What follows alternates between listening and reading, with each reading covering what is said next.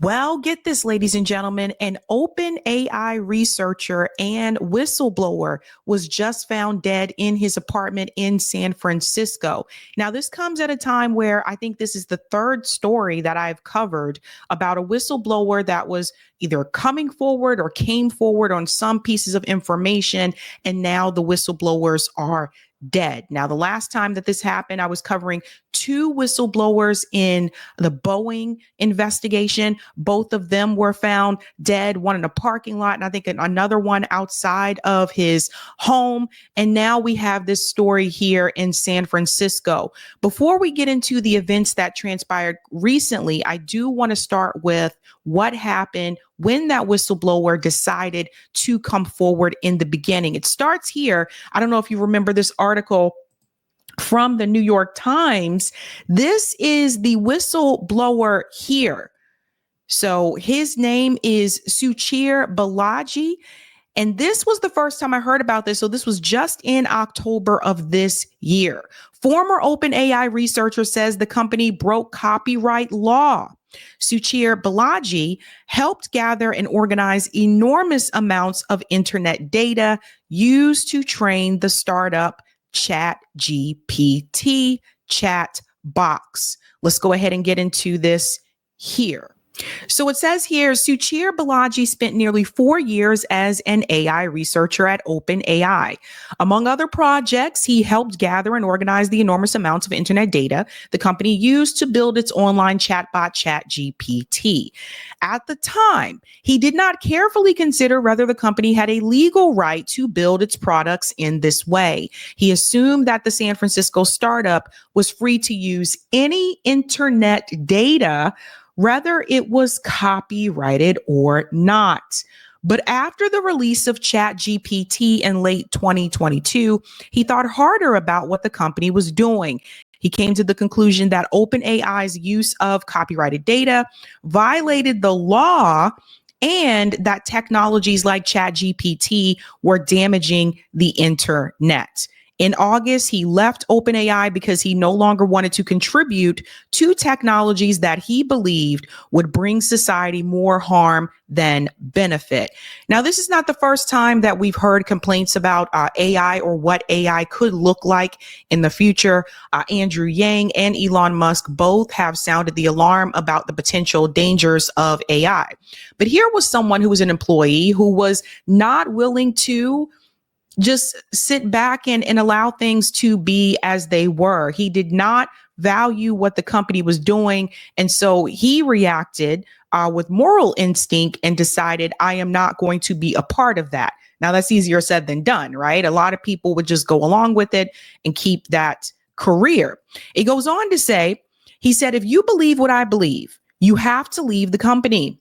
He said during a recent series of interviews with the New York Times, Mr. Balaji, 25, who has not taken a job and is working on what he calls personal projects, is among the first employees to leave a major AI company and speak out publicly against the way these companies have used copyrighted data to create their technologies. A former vice president at the London startup Stability AI, which specializes in image and auto-generating technologies, has made similar arguments.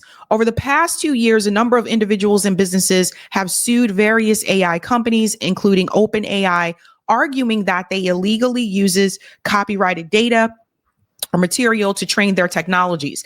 Those who have filed suits include computer programmers, artists, record labels, book authors, and news organizations. So one of the things that I want to mention that was interesting is just how young he is. He was only 25 years old at that point in time.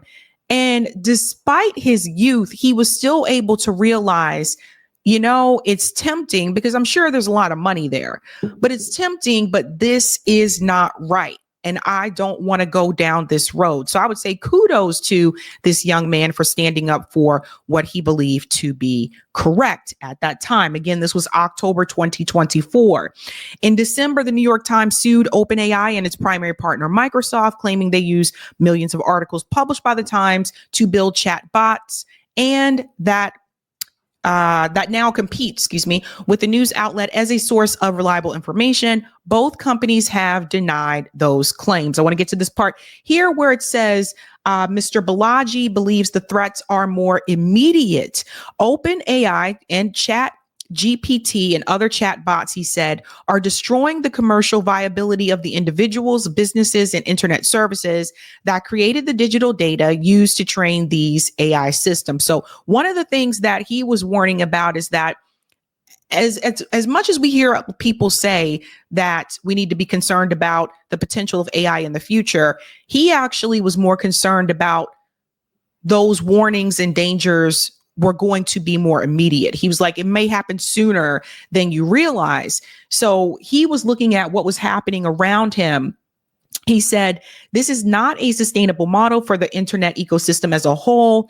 OpenAI disagrees at that time with Ms. Balaji, saying that in a statement, we build our AI models using publicly available data in a manner protected by fair use and related principles. Let's stop there for a second about this fair use piece here.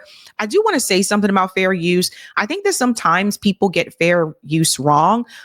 Everything is not fair use, right? So like, for example, I'm on YouTube. I can easily say, oh, I saw this video on YouTube and I wanted to play this video on my show. By the way, fair use. But is it necessarily fair use?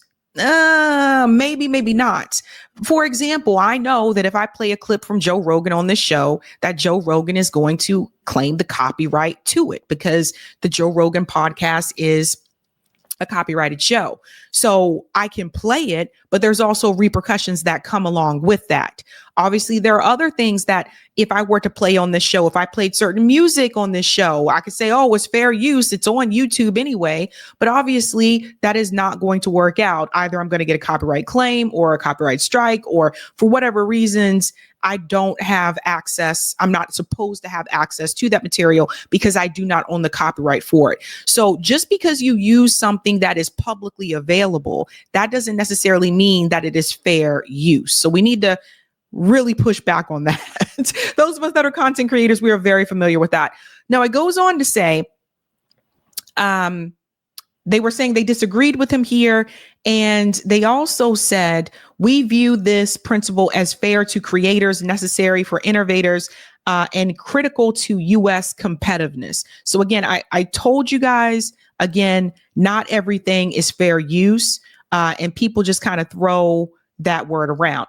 This is the picture here of the OpenAI offices in San Francisco. It says many researchers who have worked at the company and other leading tech companies have publicly warned the AI technologies could cause serious harm.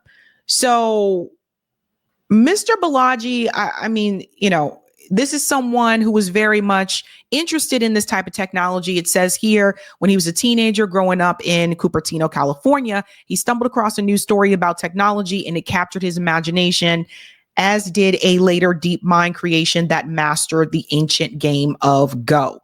I thought that AI was a thing that it could be used to solve unsolvable problems like curing diseases and stopping aging. And I thought we could invent some kind of scientist that could help solve the problem. So obviously, this is something he was really interested in and he was excited about at some point in time.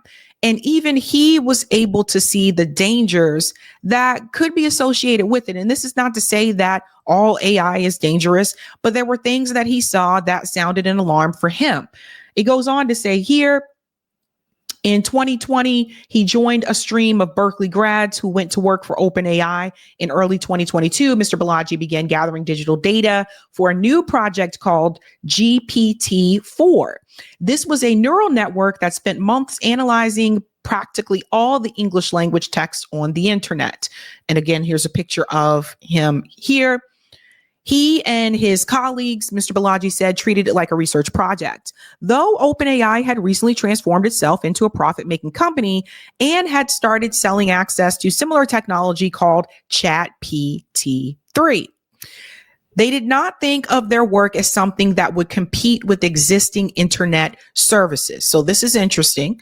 It goes on to say here, Mr. Balaji does not believe that certain criteria has been met. And he's referring to this part here where it says, Microsoft and other companies have said that using internet data to train their AI systems meets the requirements of the fair use doctrine. The doctrine has 4 factors. The company argues that those factors, including that they substantially transformed the copyrighted works and were not competing in the same market, were a direct substitute for these works, play in their favor.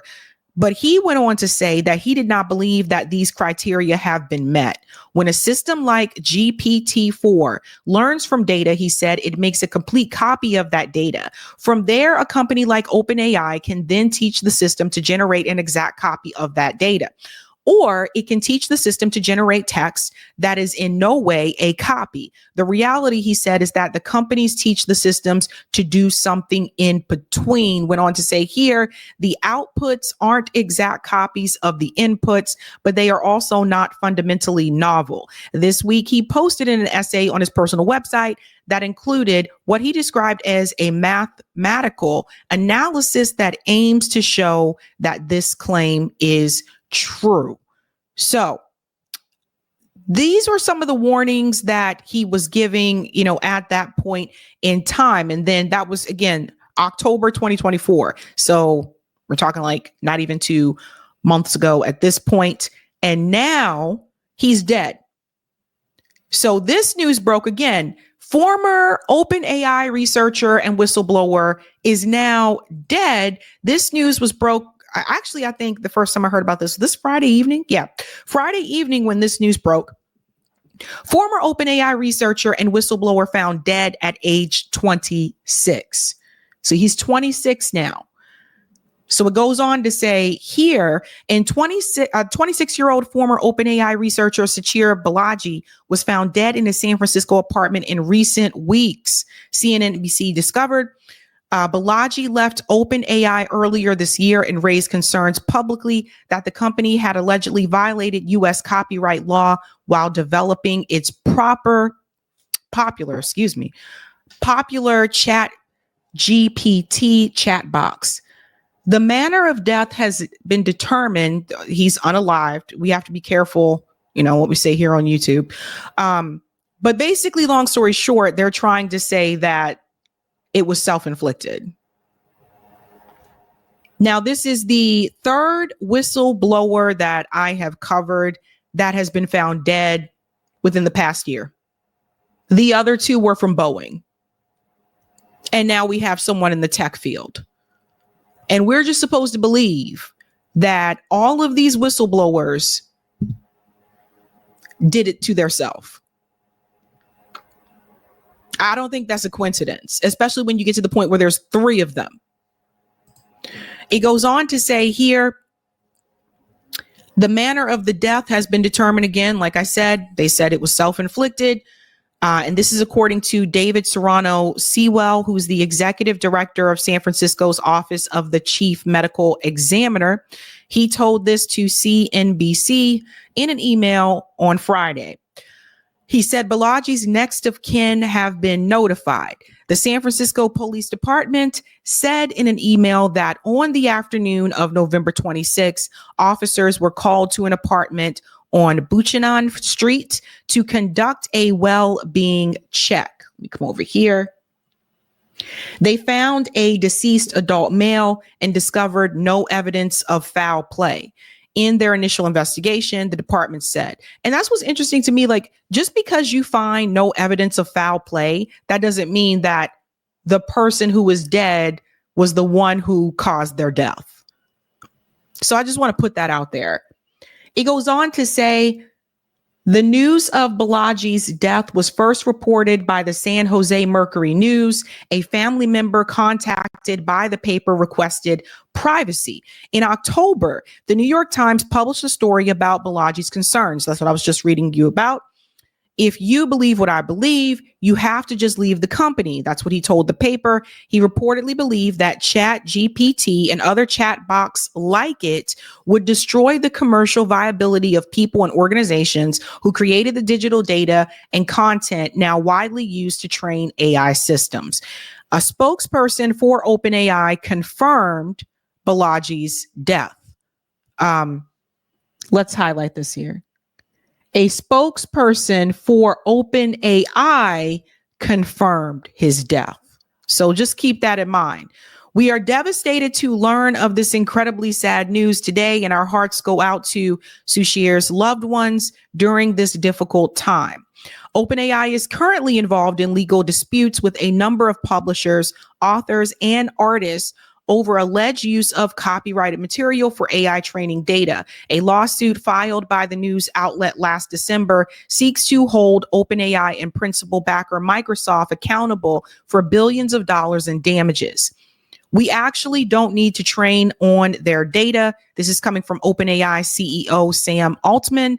He said this at a recent event organized by Bloomberg in Davos earlier this year. So this shows you who they're hanging out with, right?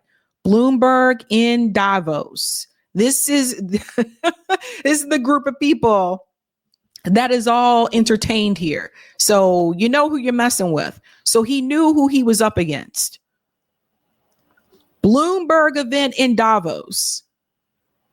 The wealthiest of the wealthy go to Davos. So just keep that in mind. That's what he was up against. And I'll tell you why that's important in a second. I think this is something that people don't understand. Any one particular training source, it doesn't move the needle for us that much. So I just want to go back to this here. And I just want to say this, because first and foremost, I don't believe this. I think this is rather suspicious. And I know sometimes people are like, oh, it's always conspiracy. No, I'm sorry. This is the third whistleblower within a year that I have covered on this show that has been found dead. And every one of these cases, they've said, well, it was self-inflicted. And I don't think that's a coincidence. And I really believe, and I'm thinking about some things with Suchar. I really believe it's more than what he said.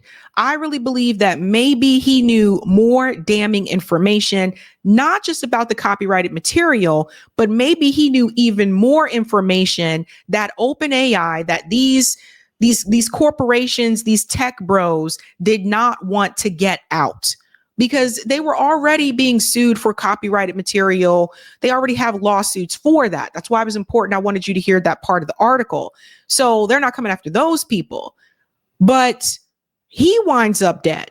So that tells me that it's more than just the copyrighted material. I think he may have seen some things that gave him even more concern. And maybe in the interview, maybe he wanted to discuss the copyrighted material part because that was already out in the open, that was already on the table, because there were already lawsuits against OpenAI from other companies. I would highly doubt that he would go to the New York Times and tell them something even more damning at this point in time, because again, he knows that there's a risk there. So I have a feeling that this gentleman here knew a little bit more information beyond just copyrighted material that OpenAI was using. And I think that the elites that go to these events, these Davos events, were very concerned that the information that he knew was going to be revealed. Again, he is a whistleblower. So I find it strange. Now, this story just broke on Friday. Maybe more information will be released.